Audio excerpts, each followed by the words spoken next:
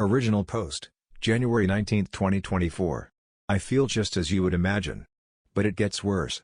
She lives in the US, I'm in Europe. I don't know how to do this and really need advice. So what happened is that months ago I got a call from a US number. Didn't answer since I don't know anyone there. Then again the same day, so I answered ready to yell at some scammer. A girl on the other side introduces herself, and just says that she thinks I might be her father. That was the first thing she said. "Hi, my name is Jane and I think you might be my father." Obviously, I told her I don't have any children and that she has the wrong number. But then she drops a name I haven't heard in, you guessed it, 18 years. Back around that time, I was in the US for a year on a job exchange with our sister company. Met a woman there and we hooked up over maybe a few months. I remember buying condoms after meeting her, but I can't remember if we used them every time. Anyway, I gave her my non-US number, but never heard from her again.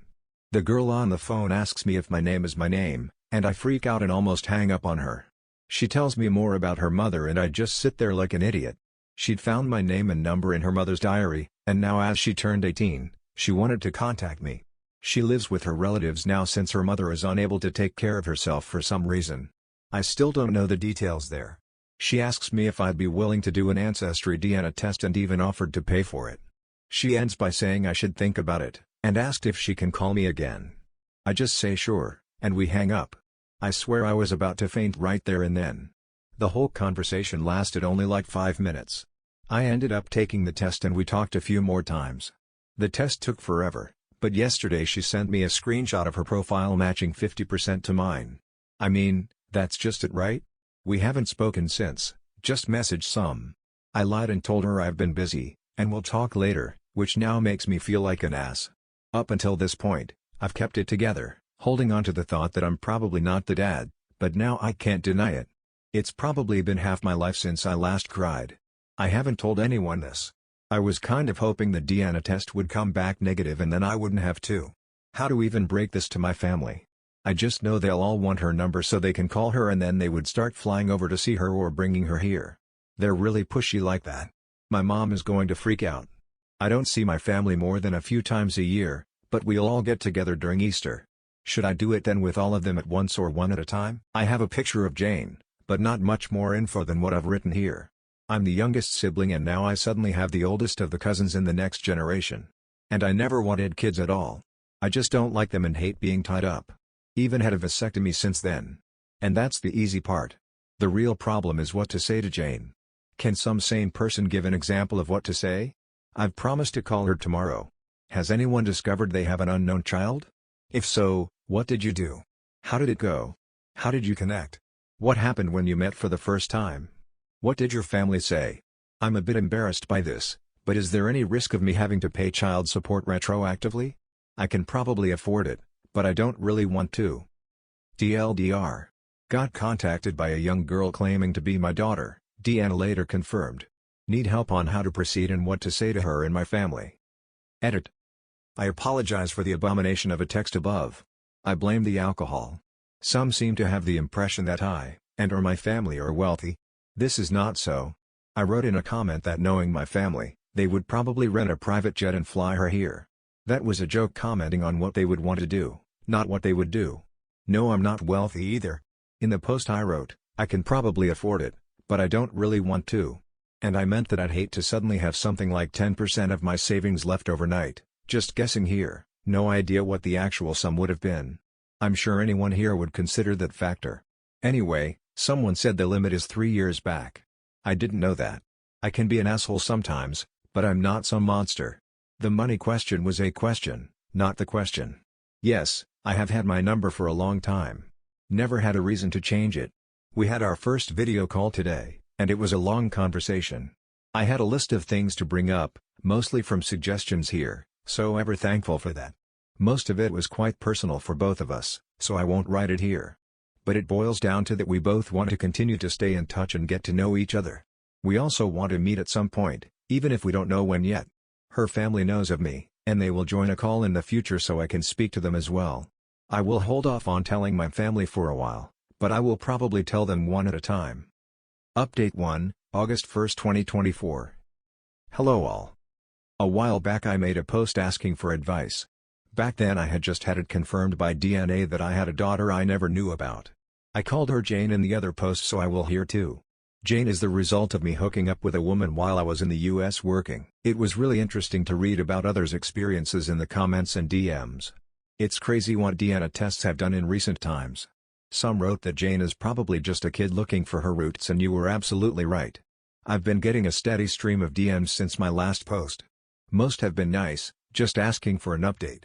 Then there were the absolute nutcases who can't read and told me to drown myself. Hi to you too. Jane and I continued to talk after my last post. Mostly about her life, her mother, the family trees, etc. I never thought I would connect with her like I did. She's a very intelligent and mature young woman. My family knows now, and it went better than expected. Mom and sister still went a bit crazy, but Dad knocked them out with a large club he always carries with him. To the nutcases, no, that last bit didn't actually happen. Funny thing, my brother-in-law actually distracted Mom by reminding her that she has made sweaters for all the other grandkids, but now she's way behind on one. All of them understandably wanted to call her, but my daughter, yes, it's pretty cool to be able to say that, and I had already planned to have that call the following day. And it went really well. We made introductions, explained everything that had happened, and that we planned for me to meet her by myself before anything. And guess what? We did meet. I flew over for a 10-day stay since I'm on leave and she's working during the summer. That way we could hang out in the evenings and weekends, and I could go full tourist during the day. It was surreal from the start. I landed at the very same airport I left from almost 2 decades ago, and she was there to meet me together with her aunt. I can't describe with words what it was like to hug her for the first time. I'd seen her many times in video calls, but she was just so beautiful in real life, I started crying. I met so many people in the first couple of days I can't remember the names of half of them. I gave her the sweater from my mother, a hand-drawn family tree from my niece, and a gift I made myself. While I still don't agree with the Georgia weather, I had a blast during the days just walking around town. I went to Jane's workplace almost every day and pretended to be a regular customer. We had lunch and dinners either alone, or with the rest of her mother's side of the family. All of them were so nice and welcoming to me. I visited their house every day, but chose to stay at a hotel since I didn't want to be a bother or impose myself too hard on Jane's life. Obviously, Jane and I talked a lot. About anything and everything, but mostly about her upbringing and her mother. I mentioned in the previous post that her mother wasn't able to care for Jane. I didn't press that subject much at first, but it was unavoidable after a while. I won't get into all the details, but her mother is sick and has lost some cognitive functions. She recognizes Jane and some family members well enough, others not so much.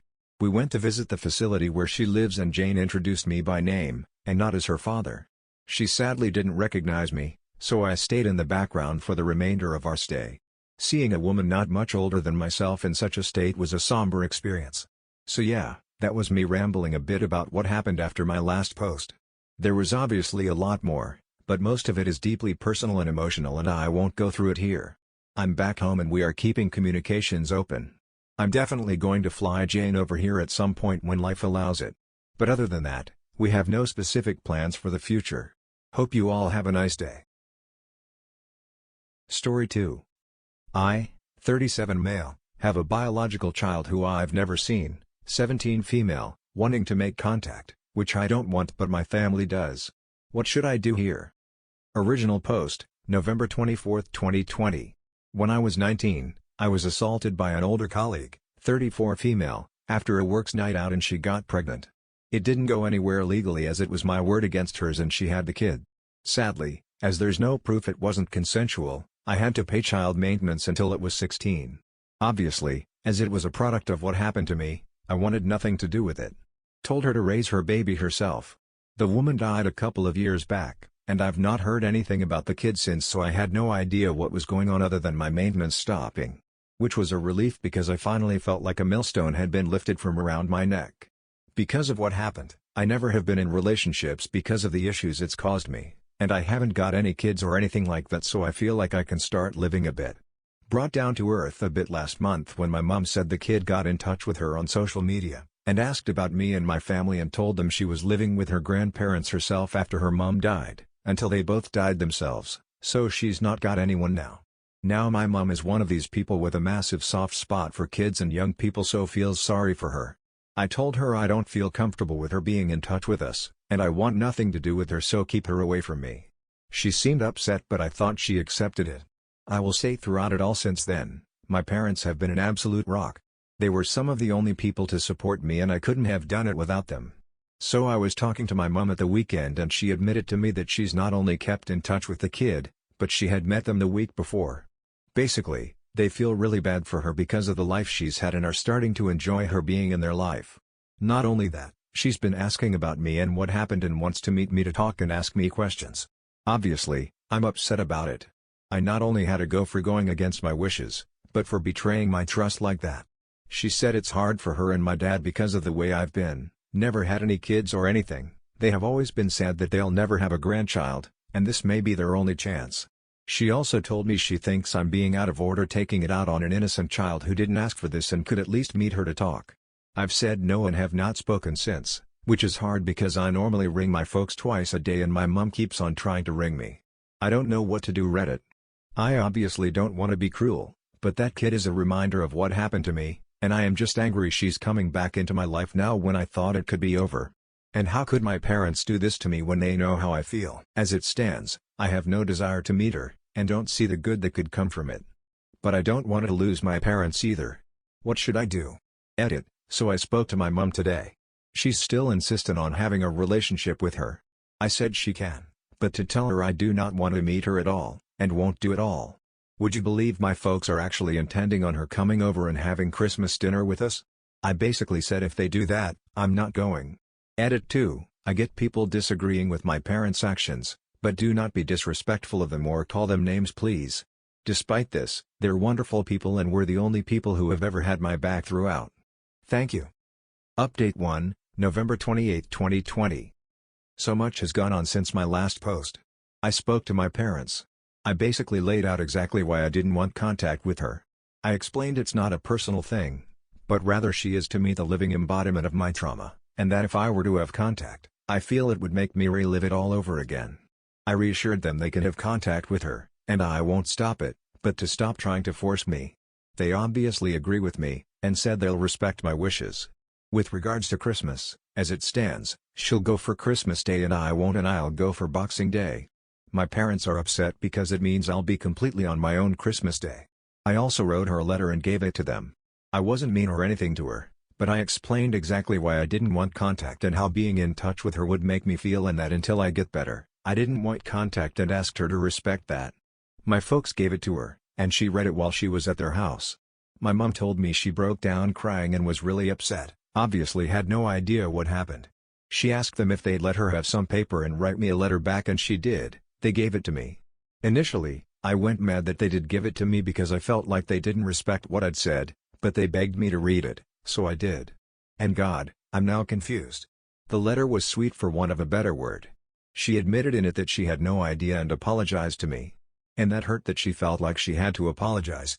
She also said she'd respect my wishes, but gave her contact details and said if I ever wanted to speak to her, she'd be there for me. She also slipped a little passport photo of her in it, which is the first time I've ever seen her and what she looks like. It's weird because, before this, she was just a thing. I could ignore her. But reading that she became real. She has a little girl's handwriting. I felt like I could feel her pain in the letter. And seeing her photo, she's a kid. Doesn't look like me, but really looks like my dad, but with her mom's hair and eye color. But she does look sad in it. I didn't say anything to my parents about it. But I'm now really confused. I know I shouldn't have contact with her, and still don't want it for all the reasons I've said before. It's not good for me, also, I don't think for her. But I realize I don't hate her or am angry at her at all. I don't want her to feel guilty about her horrible mother. And now I see she's a person. God, it's messed up. I don't know what's going to happen. Edit. So I just sent my mom a message asking her to say to her that I read her letter, and that I don't want her to feel that she has to apologize because she's done nothing wrong. She's replied back saying she will. I think she deserves to know that at least. Update 2, December 1, 2020. So basically, I've decided to go to my parents' house at Christmas, when she's going to be there, and meet her. I honestly just decided today. I've been talking to my mom about it all weekend and the past few days, and the more we talk openly it has made everything seem a bit clearer. I have worked out that despite the history attached and no matter our biology, she's just a little girl.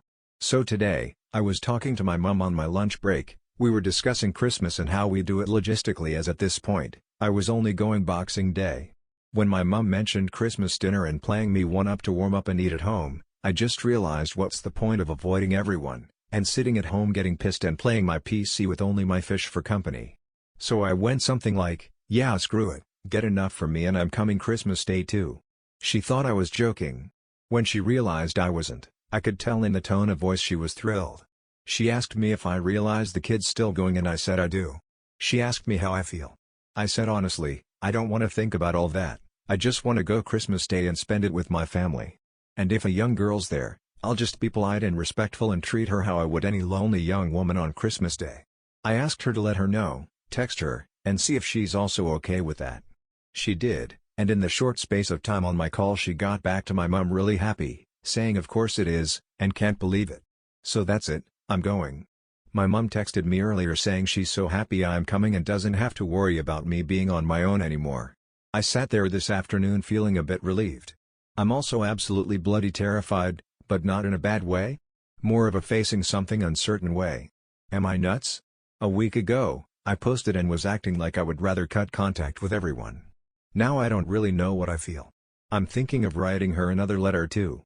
Nothing serious, just a bit about me to introduce myself and maybe ask her for one back. Would that be a nice thing to do? Too much?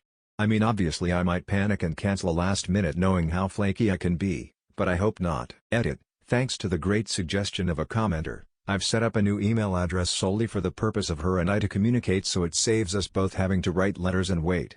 My mum's got her email for me, so I'm in the process of drafting an email. I've spent hours in the past week communicating with strangers all over the world on Reddit, but do you think I know what to say in an email to a teenage girl living not too far away from me? I'm absolutely blank. TLDR. I'm going to my parents' house at Christmas and the girl who's my biological daughter will be there and we'll meet despite being against it previously. I'm not sure if I'm being brave or mad. Update 3, December 5, 2020. So sorry folks, editing my post I accidentally deleted it. Those of you who check out post history, are welcome to check my post history out. I also posted this on another sub, but it got pulled for some reason. But me and my daughter have been corresponding through email these last few days a lot. It feels like hundreds of emails and getting to know each other. Even though it's been weird, I have really enjoyed it. She's a lovely kid, and I genuinely like her. So this afternoon we were chatting and I signed off my email "Love Dad" without thinking. And she messaged me back, "Dad, you mean it?" And I was like, I suppose I do. I haven't heard from her since because she's working today, but I keep on thinking about it. In fact, she texted me a couple of minutes ago with a smiling emoji and a love heart. I responded the same. I was so scared to embrace her. To me, a couple of weeks ago she was just my abuser's baby. Now I acknowledged she's mine. Like I'm her dad. She's my daughter. I wouldn't say love is the right word, but she's mine. If someone asked me if I had a kid, I'd say I do. I don't know how I feel about it on an emotional level.